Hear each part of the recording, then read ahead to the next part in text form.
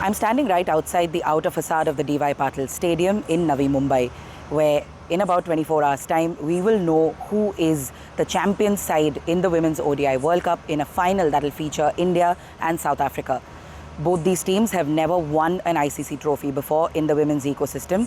They've never won an ODI World Cup at all. India has at least made the final 2 times in 2005 and in 2017, both under Mithali Raj. But South Africa is getting its first taste of a final under Laura Woolward, a very young leader who sort of carried the team through to her second final in 2 years.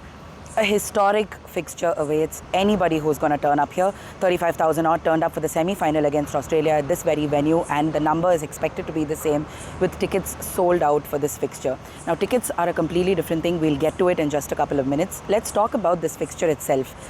India and South Africa, of course, met early on in the league stage, where South Africa, powered by a lower middle order effort with the bat, beat India quite decisively. That was the start of a 3-match losing streak that India would have in this tournament, which at one point really gave it the jitters about even making it to the knockouts at all in the first place.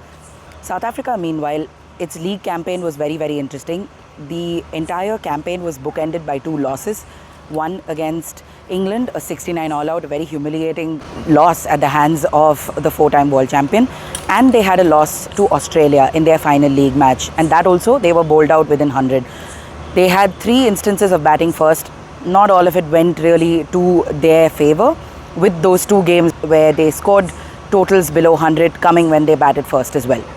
So they've had a lot of issues in this tournament with their batting order. Their skipper Laura Woolward was a little slow to find her form, but once she sort of started scoring those 70 odd runs, she's been unstoppable. The latest edition of that being that extremely brilliant effort that we saw in Guwahati, where her century, a 169 odd knock, carried South Africa to the final, beating England. And England was a side that South Africa has traditionally struggled to beat in ODI World Cups, losing to them in 2017 and 2022 as well in the semi-finals.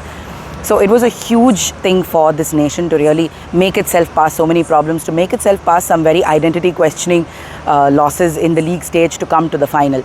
India is no different. Those 3 losses that they had were all to teams that ultimately made the semi-final: South Africa, England and Australia. And all of them saw India struggle to complete games. They had issues finishing with bat and ball, which they have worked on.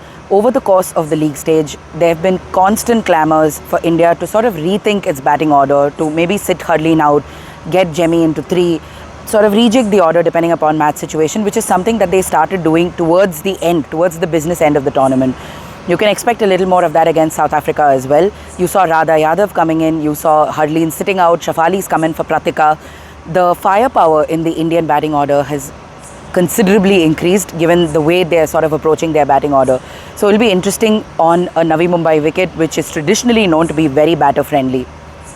Now let's look at what sort of ties up both these teams together. They're openers, right? The opening partnership for India, which was Smriti and Pratika, have been very, very prolific in the ODIs. They've sort of carried this team towards several record-breaking victories. The same goes for South Africa's Tasmin Brits and Laura Woolward, who are the pair with the most number of runs as an opening pair in this World Cup cycle, which also extends into this tournament. So they've been very important. When they do get going, South Africa tends to do better with the bat. They tend to post more competitive scores, or they tend to chase in a more comfortable fashion. Similarly with Smriti and Pratika. Now we don't have Pratika, so Smriti's gone back to Shafali Verma.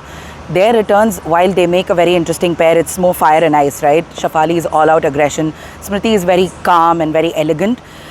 You could say that from last year, but this year, when Smriti's paired up with Pratika, her character out in the middle has also changed. She's become an aggressive enforcer of sorts. So how this partnership now comes up against South Africa, which is slightly little less pressure than the Australia game, will be very, very interesting to see in this final. But the actual crux of this game, like where this might be decided, is how the middle order functions. Now, India's middle order has found a way to grind out those runs. We've seen Deepti being very clinical. Harman's had a very good couple of games. Jemmy, you know what she's done. You know that she's brought India to this final. So India's going to go in with a very, very confident middle order. You can't really say the same about South Africa. Annery Dirksen, Anneke Bosch, Sinalo Jafta, they've all struggled to score runs. It's often been Marizan Kapp's responsibility to solely carry that middle order forward. So if that's going to be the case against an Indian order that's got so much depth in its batting, it's really not going to work. The final will probably be a cakewalk for India. So that's going to be a very interesting aspect to look at. But the clash that I'm really looking forward to see is Marizanne Kapp versus the Indian openers.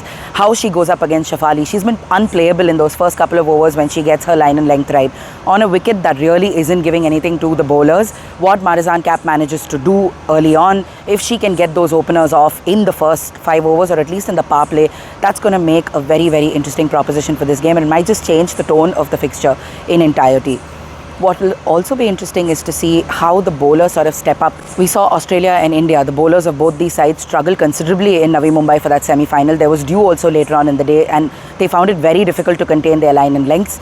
If you look at that South Africa versus England semi-final, we saw this happening to players like Nonkululeko Malaba when it's a batting friendly wicket and there's really no turn in the wicket. Her line and length was extremely erratic, so she's going to have to find a way, because she's been so prolific for them and she's been among the higher wicket takers. She needs to really find a way to be very, very disciplined with the ball against an Indian side that's just waiting to score off anything they get that's in their arc. Fielding will be very, very important in this game. South Africa is one of the best fielding sides going around. India has been good in patches, bad in patches. They can't be patchy in this fixture. So come Sunday, both these teams need to bring in their A game to take home that maiden trophy. For both sides, this is going to be historic. Given that South Africa made the final of the T20 World Cup, you had domestic contracts coming in for them.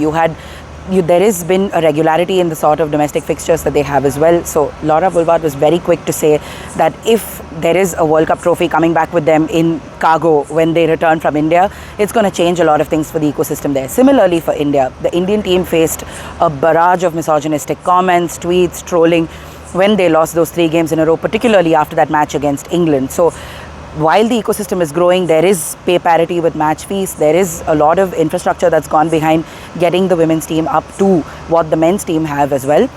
There are these cultural changes that might sort of come into effect when you have a women's side that has gone on to win a World Cup.